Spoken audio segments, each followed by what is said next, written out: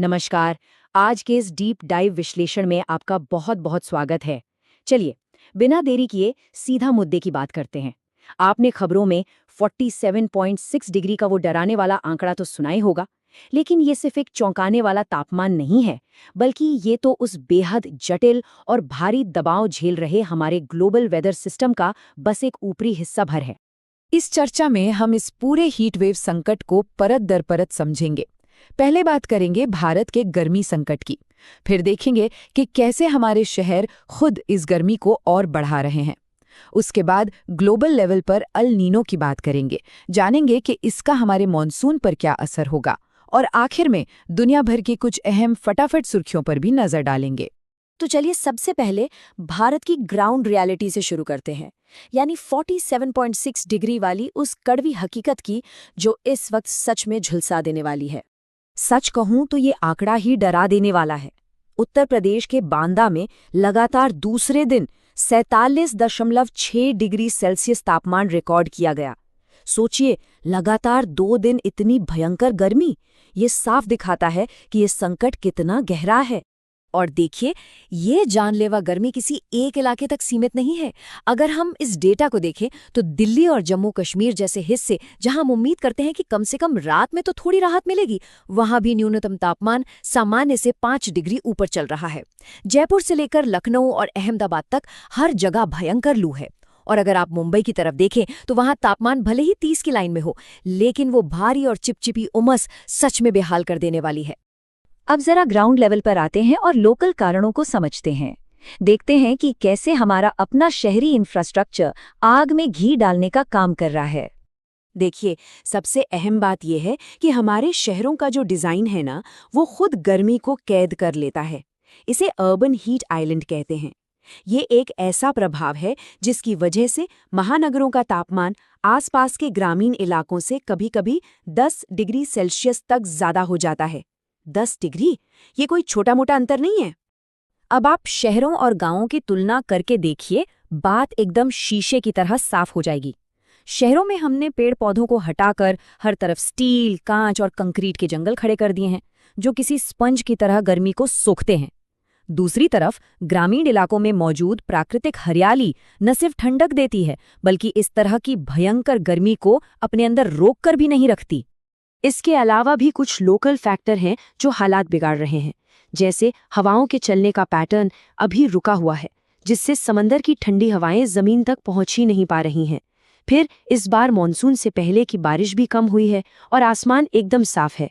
और इन सब के ऊपर हम इंसानों का पैदा किया हुआ ग्रीनहाउस गैस एमिशन, ये तो एक स्ट्रेस मल्टीप्लायर की तरह काम कर रहा है, जो पूरी स्थिति को कई गुना और बदतर बना रहा है। खैर, अब अपने आसपास के माहौल से थोड़ा जूम आउट करते हैं और ग्लोबल कारणों पर चलते हैं, यानी वो समुद्री धाराएं और अल नीनो इफेक्ट, जिसने 2024 को रिकॉर्ड पर सबसे गर्म साल बना दिया है। दुनिया भर में जो ये भयंकर गर्मी पड़ रही है, उसे समझने के लिए इन 2 क्लाइमेट पैटर्न्स को समझना बहुत जरूरी है। अल नीनो, जिसे लिटिल बॉय भी कहते हैं, इसका मतलब है प्रशांत महासागर की सतह का असामान्य रूप से गर्म हो जाना, जो अपने साथ भीषण गर्मी लेकर आता है। इसके बिल्कुल उलट होता है ला नीना, जो समंदर की सतह को ठंडा कर देता है। और सबसे बड़ी परेशानी की बात क्या है? विश्व मौसम विज्ञान संगठन के मॉडल्स बताते हैं कि मई और अगस्त के बीच एल नीनो के पूरी तरह से स्थापित होने की संभावना 62 से 80% से भी ज्यादा है। यह सच में एक बहुत बड़ा और चिंताजनक आंकड़ा है। अब इस गर्मी का एक रिपल इफेक्ट यानी दूरगामी परिणाम भी है। तो देखते हैं कि इस बढ़ते तापमान का हमारे आने वाले मॉनसून पर क्या असर पड़ने वाला है। देखिए, जब अल नीनो की वजह से समुद्र का गर्म पानी दक्षिण और पूर्व की तरफ बढ़ता है, तो ये एशिया के कई हिस्सों को सुखा देता है। इसी वजह से भारतीय मौसम विभाग ने एक बेहद गंभीर चेतावनी दी है। उनका कहना है कि आने वाला दक्षिण पश्चिम मॉनसून अपने लॉन्ग पीरियड एवरेज का केवल 90 से 95% ही रह सकता है, यानी ये सामान्य से काफी कम होगा। अब इस बड़ी तस्वीर से वापस आज की रोजमर्रा की जिंदगी पर आते हैं। ये कुछ ऐसे कदम हैं जो आज हमारे समाज को काम करते रहने के लिए उठाने ही पड़ेंगे। सबसे पहली बात, हीट स्ट्रोक से बचने के लिए पानी पीते रहना और बाहर निकलना कम करना बेहद जरूरी है।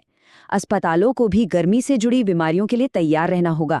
उधर हमारे पावर ग्रिड्स पर एसी और कूलर्स का लोड इतना बढ़ रहा है कि उन्हें कमर कसनी पड़ रही है, और हमारे किसान वो अपनी फसलों और जानवरों को इस जानलेवा गर्मी से बचाने के लिए लगातार संघर्ष कर रहे हैं। चलिए अब गियर एकदम बदलते हैं। आखिर में एक नजर डालते हैं कुछ फटाफट ग्लोबल हेडलाइंस पर, जो दिखाती हैं कि दुनिया इस वक्त एक साथ कितने अलग अलग मोर्चों पर दबाव झेल रही है। शुरुआत करते हैं एनर्जी सेक्टर से। हॉर्मुज़ जलडमरू मध्य के बंद होने की आशंकाओं के बीच एक बड़े रेड जोन ऑयल सप्लाई संकट की चेतावनी दी गई है। हालात इतने गंभीर हैं कि IEA के प्रमुख ने इसे इतिहास का सबसे बड़ा ऊर्जा सुरक्षा खतरा तक कह दिया है। इकोनॉमी की बात करें तो टेक इंडस्ट्री में एक गहरा मानवीय संकट दिख रहा है। मेटा और लिंक्डइन जैसी बड़ी कंपनियों में छटनी के डर ने लोगों को इस कदर स्ट्रेस में डाल दिया है कि कर्मचारी शावर में रोने की बात कह रहे हैं। नौकरी की इस अनिश्चितता के चलते लोग अपनी जिंदगी के बड़े फैसले भी टालने को मजबूर हैं। और भी बहुत कुछ चल रहा है। एजुकेशन सेक्टर में नीट परीक्षा का करोड़ों रुपए का घोटाला सामने आया है, जिसने OMR शीट्स के पीछे चल रहे एक बेहद कमजोर सिस्टम की पोल खोल दी है। टेक की दुनिया में एलन मस्क का ओपन AI के खिलाफ मुकदमा हारना AI इंडस्ट्री के लिए एक बड़ा प्रतीकात्मक झटका है। वहीं स्पोर्ट्स में एक शानदार पॉजिटिव खबर है।